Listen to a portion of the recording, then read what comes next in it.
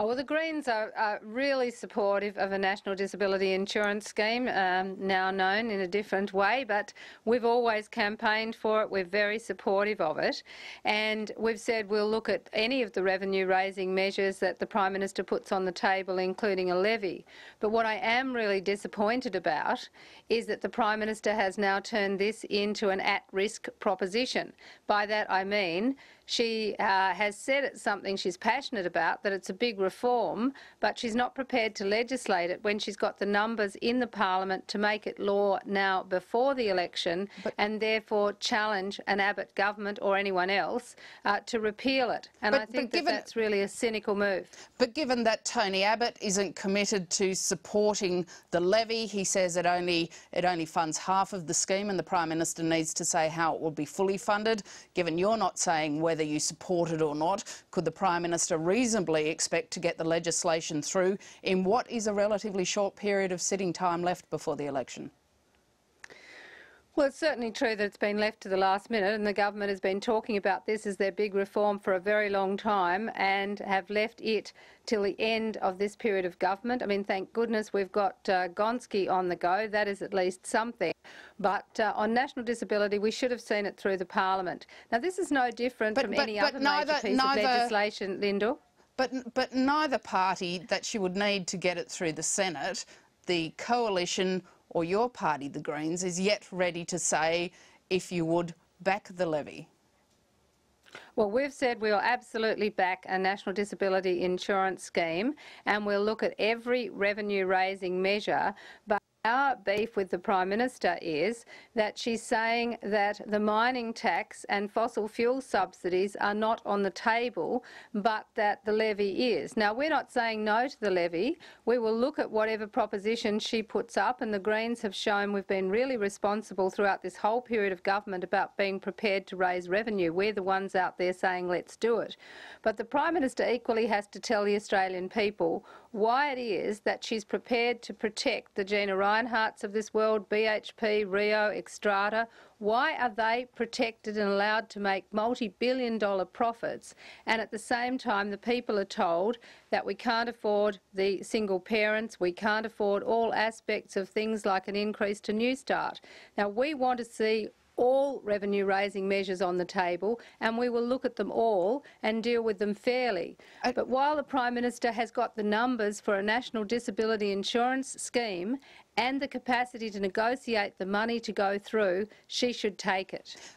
Part of the reason I understand, or the reason I understand that the Prime Minister is not legislating is because it's a big change and she thinks she needs to put it to the electorate. Now, given the hammering she copped over the carbon price scheme, not taking that to electorate, isn't it a sensible thing to do to say to the electorate, I want to increase your Medicare levy in order to pay for disability care? Do you support it?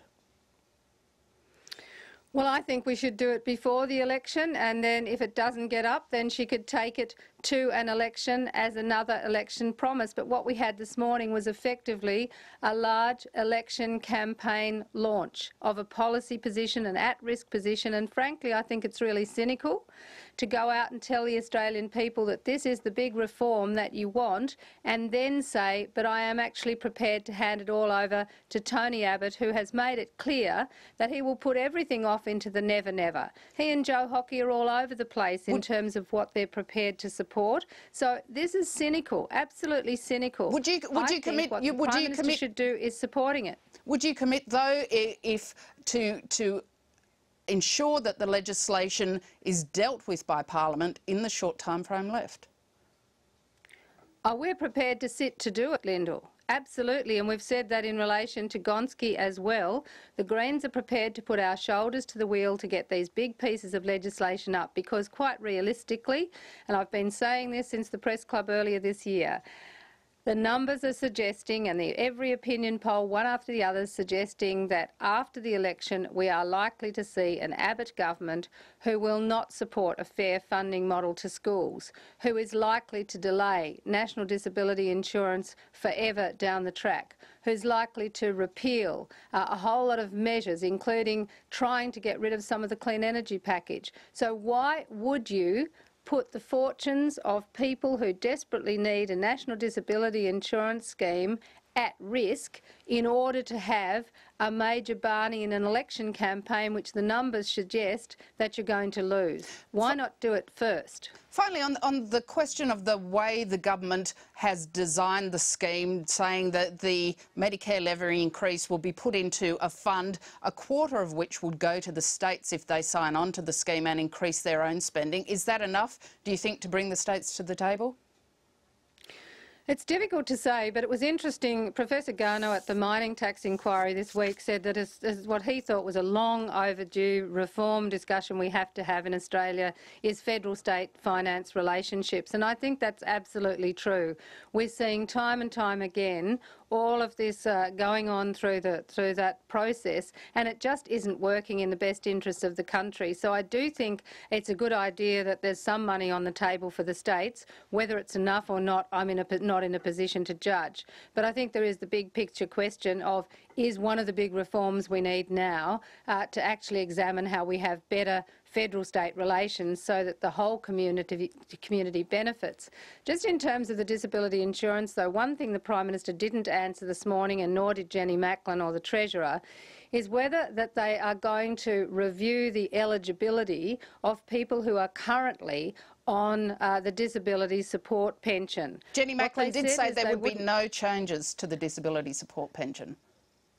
That's right. She said that the reforms have gone through and she doesn't intend to change them. What she didn't say is whether they will now retrospectively, though, check on the eligibility or change, run the people who currently are on a disability pension against the new eligibility criteria, which she said she wouldn't change, and that would see a large number of people lose their disability support. So I'm really calling on Jenny Macklin and the Prime Minister to clarify, when they said no changes, did they mean that they are not going to change that in terms of people who are currently on disability pensions being forced to be reassessed? Christine Milne, we'll have to leave it there. Thank you very much for your time. Thank you, Lyndal.